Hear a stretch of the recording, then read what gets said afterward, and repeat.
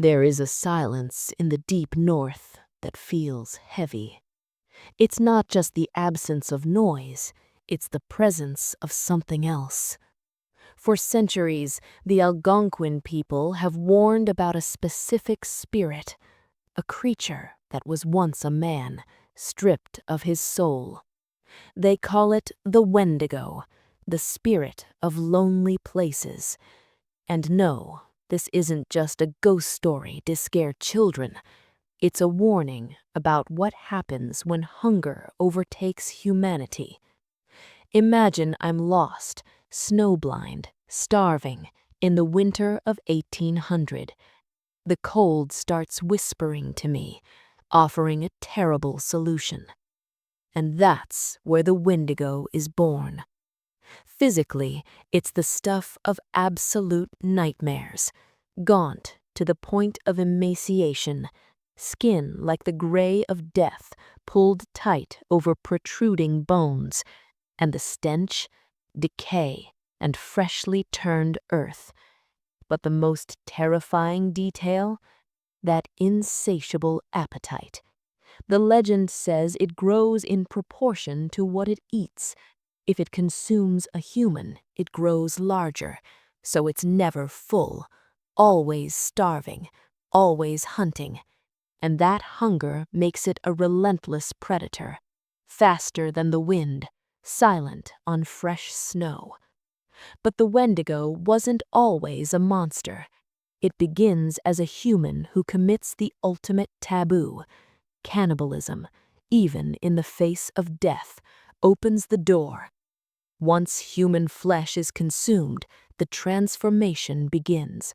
Eyes sink back into the skull, and the heart turns to ice. And this is where folklore meets something even more terrifying: reality. Because psychiatrists once identified something called Wendigo Psychosis. It happened in isolated populations, deep in winter. People developed paranoia that they were becoming a monster, and they began craving human flesh, even when other food existed. One of the most famous cases is Swift Runner, winter of 1879, just outside St. Albert. A trapper, respected, skilled, but the cold was brutal, and his family was starving. When authorities found his camp, they found something wrong. Swift Runner wasn't thin, he was well fed. And the truth was worse than any legend. He had killed and eaten his entire family, one by one. He claimed the Wendigo spirit forced him. Authorities didn't believe him, and he was executed. But the question still lingers. Was it madness, or was it the spirit? Because the Wendigo is more than a monster. It's a brutal cultural metaphor. It represents greed, consumption without end.